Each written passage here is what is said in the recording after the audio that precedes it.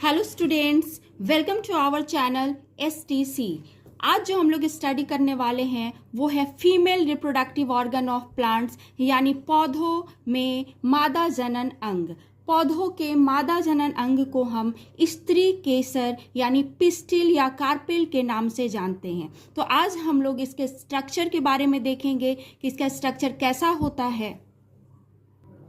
स्त्री केसर को अंडप के नाम से भी जानते हैं, यानी पिस्टिल या कार्पेल। अब ये स्त्री केसर के 3 पार्ट्स होते हैं। स्त्री केसर यानी अंडप के 3 पार्ट्स होते हैं, स्टिग्मा, स्टाइल एंड ओवरी, यानी वर्तिकाग्र, वर्तिका एंड अंडाशय। So students, this is the structure of carpel. ये कार्पेल की संरचना है। इसके 3 पार्ट्स हैं, अभी जस्ट मैंने बताए। स्टिग्मा, जो सबसे ऊपर वाला भाग है उसको स्टिग्मा यानी वर्तिकाग्र कहते हैं। जो बीच वाला पोर्शन है, जो अंडाशय और स्टिग्मा को कनेक्ट करता है, जोड़ता है, उसे हम वर्तिका यानी स्टाइल कहते हैं। और ये जो बेसल स्वॉलन पार्ट है, जो नीचे फुला हुआ संरचना है, उसे हम अंडाशय यानी कि ओवरी कहते हैं। सो ये 3 पार्ट्स हैं, स्टिग्मा, स्टाइल एंड ओवरी, यानी वर्तिकाग्र, वर्तिका और अंडाशय। ये वर्तिकाग्र, ये वर्तिका और ये अंडाशय। वर्तिकाग्र यानी स्टिग्मा वैसा भाग है जहां पराग कण आकर गिरते हैं। यही वो भाग है जहां पराग कण, जैसे मैंने पिछले वीडियो में भी बताया था, पराग कण का निर्माण कैसे होता है, माइक्रोस्पोरोजेनेसिस के बारे में बताया था। यहीं पर पराग कण आकर गिरते हैं और द्विनिषेचन की प्रक्रिया शुरू होती है। तो स्टिग्मा वैसा भाग है जहां पराग कण आकर गिरते हैं, और स्टाइल एक पाइप लाइक स्ट्रक्चर है जिससे वो पराग कण जो है उसमें जो 2 मेल गैमेट्स होते हैं वो आगे यहाँ तक आते हैं। तो उसके बारे में हम लोग नेक्स्ट वीडियो में देखेंगे कि कैसे द्विनिषेचन की प्रक्रिया होती है। और ये जो ओवरी है, जो अंडाशय है, यही अंडाशय जो है वो फल में परिवर्तित हो जाती है। याद रखना है, फल में परिवर्तित हो जाती है अंडाशय, क्योंकि ये क्वेश्चंस आते हैं। और बाकी जब निषेचन की प्रक्रिया खत्म हो जाती है तो अंडाशय फल में परिवर्तित हो जाती है और ये सब भाग अपने आप खत्म हो जाते हैं। अब जो हमें जानना है, अंडाशय के अंदर वाले भाग को क्या कहते हैं। तो अंडाशय का अंदर वाला जो भाग है उसको हम बीजांड यानी कि ओव्यूल कहते हैं। बीजांड यानी कि ओव्यूल कहते हैं। और ये बीजांड जो है, जब द्विनिषेचन की प्रक्रिया पूरी हो जाती है तो ये बीजांड बीज में परिवर्तित हो जाते हैं। याद रखना है, बीजांड बीज में, अंडाशय फल में चेंज हो जाती है।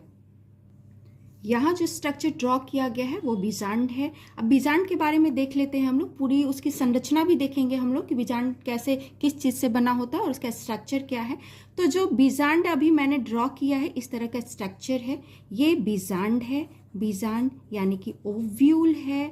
और ये उसका डंठल है, डंठल है जिसको हम फ्यूनिक्यूलस कहते हैं। फ्यूनिक्यूलस कहते हैं, डंठल यानी कि फ्यूनिक्यूलस कहते हैं।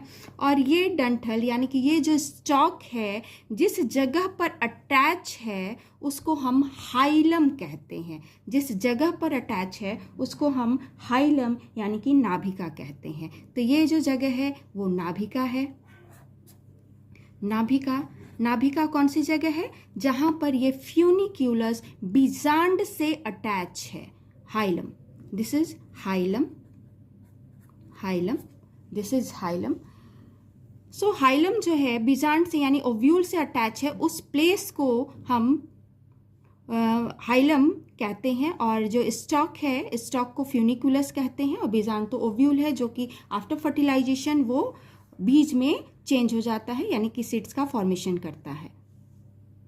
अब स्टूडेंट्स, हम लोग कुछ इंपॉर्टेंट पॉइंट्स डिस्कस कर लेते हैं जो अक्सर क्वेश्चंस पूछे जाते हैं, आपके नीट हो या फिर किसी भी तरह के एग्जाम हो, उसमें क्वेश्चंस अराइज होते हैं।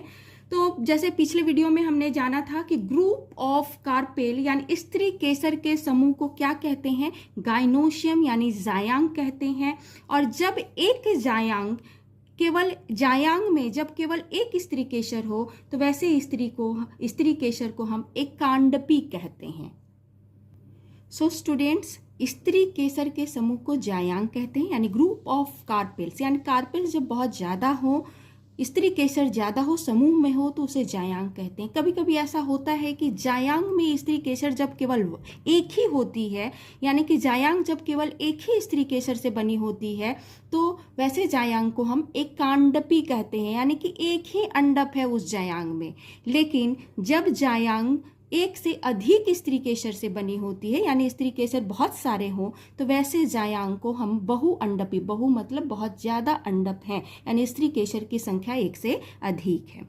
सो Gynosium, if gynosium consists one carpel, that gynosium is known as monocarpellary, and if gynosium consists more than one carpel, and that gynosium known as multicarpellary।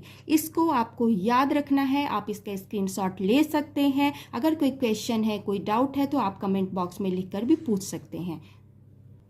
अब हम लोग जो नेक्स्ट स्टडी करेंगे वो है स्ट्रक्चर ऑफ ओव्यूल, यानी बीजांड की संरचना। बहुत इंपॉर्टेंट है स्टूडेंट्स, इसको बहुत ध्यान से देखना है।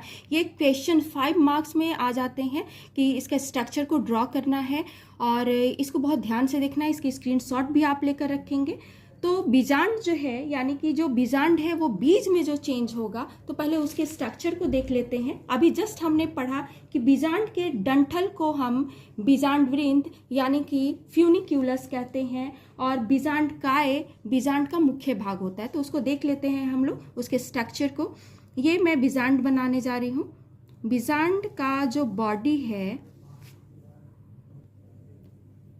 ये बीजांड का बॉडी मैंने ड्रॉ किया है। बीजांड के बॉडी को बीजांड काय कहते हैं, जो पैरेन्काइमी कोशिका यानी पैरेन्काइमेटस सेल्स से बनी होती है। ये बीजांड काय है, यानी बीजांड का जो बॉडी है वो बीजांड काय कहलाता है, जो एक प्रकार की कोशिका से बनी होती है, जो पैरेन्काइमेटस कोशिका होती है।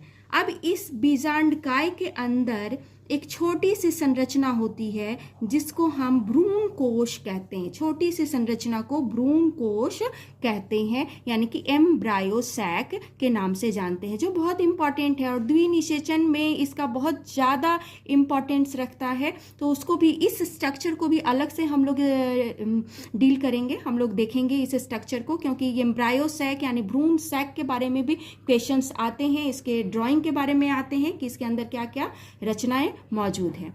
तो ये जो बॉडी मैंने ड्रॉ किया है, ये है बीजांड काय, जो पैरेन्काइमेटस सेल से बनी होती है, और इस बीजांड काय को हम न्यूसेलस या बीजांड काय के नाम से जानते हैं। ये एम्ब्रायो सैक है।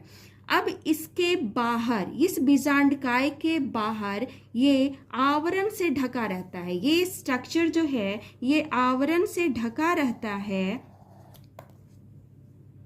सो स्टूडेंट्स, ये बीजांड काय है, यानी बीजांड की बॉडी है। इसके अंदर एम्ब्रायो सैक है। एम्ब्रायो सैक जो है बहुत इंपॉर्टेंट स्ट्रक्चर है। उसके बाद ये जो बॉडी है, जो बीजांड की बॉडी है, वो कवर्ड रहती है इंटेग्यूमेंट से। ये जो डबल कवरिंग मैंने बनाया है ये इंटेग्यूमेंट है। इंटेग्यूमेंट यानी कि इसका आवरण, बीजांड का आवरण। तो आपने देखा होगा बीज, बीज के चारों तरफ क्या होते हैं, आवरण होते हैं। बीज एक आवरण से ढका होता है, तो याद रखना है यही इंटेग्यूमेंट जो है बीज का आवरण बनाता है। आगे हम लोग बीज की संरचना भी देखेंगे। इंटेग्यूमेंट जो है, यही इंटेग्यूमेंट जो है बीज का आवरण बनाता है। जिस पॉइंट पर फ्यूनिक्यूलस यानी कि डंठल बीजांड से अटैच रहते हैं उसे हाइलम यानी नाभिका कहते हैं। अभी जस्ट मैंने डिस्कस किया है कि फ्यूनिक्यूलस जिस पॉइंट पर ओव्यूल यानी बीजांड से अटैच होता है उसे हाइलम कहते हैं। अब जो है, अब इस एम्ब्रायो सैक का स्ट्रक्चर देख लेते हैं। एम्ब्रायो सैक के स्ट्रक्चर में 3 नीचे कोशिका प्रेजेंट होती है, 3 कोशिका नीचे, 3 कोशिका ऊपर, और 2 छोटी छोटी पोलर न्यूक्लियाई बीच में होती है। पोलर यानी कि ध्रुवीय केंद्रक बीच में होते हैं। 3 कोशिकाएं ऊपर होती हैं, 3 कोशिका नीचे होती है। ऊपर की तीनों कोशिका को हम प्रतिव्यासांत कोशिका कहते हैं, यानी एंटीपोडल सेल्स कहते हैं। नीचे की जो 3 कोशिकाएं होती हैं उसमें जो बीच वाला है उसे हम अंड कोशिका कहते हैं। याद रखना है, बीच में नीचे की 3 कोशिकाओं में जो बीच वाली संरचना है उसको हम अंड कोशिका कहते हैं। ये बहुत ही इंपॉर्टेंट स्ट्रक्चर है। और डियर स्टूडेंट्स, आफ्टर फर्टिलाइजेशन ये जो अंड कोशिका है वो एम्ब्रायो में चेंज हो जाती है, जिससे बीज के अंदर एम्ब्रायो प्रेजेंट होता है और उसी की वजह से न्यू प्लांट्स फॉर्म होते हैं। तो ये अंड कोशिका है यानी एग सेल है, यानी फीमेल गैमेट है। इसके बगल में 2 कोशिकाएं प्रेजेंट हैं। इन दोनों कोशिकाओं को हम सिनर्जिड्स यानी सहायक कोशिका के नाम से जानते हैं। याद रखना है, 3 कोशिकाएं प्रेजेंट है, बीच वाली अंड कोशिका, इसके बगल में सहायक कोशिका यानी ये द्विनिषेचन के दौरान द्विनिषेचन में मदद करती हैं और बाकी इनका कोई कार्य नहीं रहता। ऊपर प्रतिव्यासांत यानी कि एंटीपोडल सेल्स प्रेजेंट होते हैं और ये बीच में ये जो खाली जगह दिख रहे हैं ये भी एक प्रकार की कोशिका है जिसे हम सेंट्रल सेल यानी कि मध्य कोशिका कहते हैं। बीच में ये जो प्रेजेंट है छोटे छोटे स्ट्रक्चर वो केंद्रक है। 2 केंद्रक मौजूद हैं। क्योंकि ये बीच में प्रेजेंट है इसीलिए ध्रुवीय केंद्रक के नाम से जानते हैं, यानी कि 2 पोलर न्यूक्लियाई प्रेजेंट हैं। तो डियर स्टूडेंट्स, बहुत इंपॉर्टेंट है ये स्ट्रक्चर, इसका आप स्क्रीनशॉट ले सकते हैं। और साथ में जो क्वेश्चंस पूछे जाते हैं, अभी मैंने आपको कहा 5 मार्क्स में बीजांड की संरचना पूछी जाती है और बहुत सारे ऑब्जेक्टिव पूछे जाते हैं जो अभी हम लोग तुरंत डिस्कस कर लेते हैं। अब यहाँ पर जितने भी सेल्स हैं सभी हैप्लॉइड है। ओव्यूल हैप्लॉइड नहीं है, यानी बीजांड अगर कहा जाए तो वो डिप्लॉइड है, लेकिन बीजांड के अंदर ये जो एम्ब्रायो सैक है वो हैप्लॉइड है। तो कैसे ये स्ट्रक्चर बनती है उसके बारे में भी हम लोग नेक्स्ट वीडियो में डिस्कस करेंगे। लेकिन अभी जो सबसे ज़्यादा इम्पॉर्टेंट है वो जानना है कि ये एम्ब्रायो सैक एक हैप्लॉइड स्ट्रक्चर है और जितने भी सेल्स हैं सभी अगुणित हैं, सभी अगुणित हैं। तो आप खुद भी काउंट कर सकते हो कि एक एम्ब्रायो सैक के अंदर कितनी कोशिकाएं मौजूद हैं। तो 3 ऊपर कोशिका, 3 नीचे कोशिका, टोटल 6, और एक ये बीच वाली मध्य कोशिका। तो एक एम्ब्रायो सैक यानी भ्रूण पोष जो है 7 कोशिकीय संरचना है। Embryo sac is 7 celled structure. लेकिन अगर आपसे पूछा जाए कि इसमें कितने केंद्रक मौजूद हैं तो आप देख सकते हैं 3 कोशिका के अंदर, ये बीच में 3 डॉट लगाया है, 3 केंद्रक है। कोशिका बिना केंद्रक के जीवित नहीं रह सकती, इसलिए 3 केंद्रक है।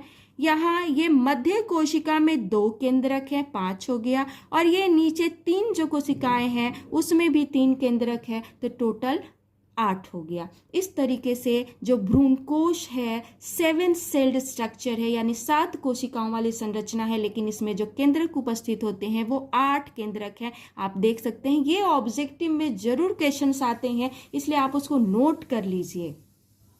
स्टूडेंट्स, बीजांड के स्ट्रक्चर में 2 पॉइंट और नोट करने हैं। उसमें देखना है कि एक एंड जो होता है, 2 एंड्स होते हैं बीजांड में, एक चैलेजल एंड और दूसरा माइक्रोपाइलर एंड। चैलेजल एंड जो है यानी चैलेजल छोर बीजांड की वो जगह है जहां से ये इंटेग्यूमेंट अराइज होता है। इंटेग्यूमेंट यानी आवरण बनना शुरू होते हैं। और उसके जस्ट अपोजिट जो माइक्रोपाइलर एंड है यानी कि जो बीजांड द्वार है वहां पर कोई आवरण से ये ढका हुआ नहीं रहता है, यानी कि ये आवरण बीजांड को पूरी तरीके से कवर नहीं करता है। वैसी जगह जहां पे ये आवरण उपस्थित नहीं होते हैं उसे माइक्रोपाइलर यानी कि बीजांड द्वार कहते हैं। और जब ये पूरी तरीके से बीज में चेंज हो जाता है तो आपने देखा होगा बीज में एक छोटा सा छिद्र उपस्थित होता है, यही बीजांड द्वार है।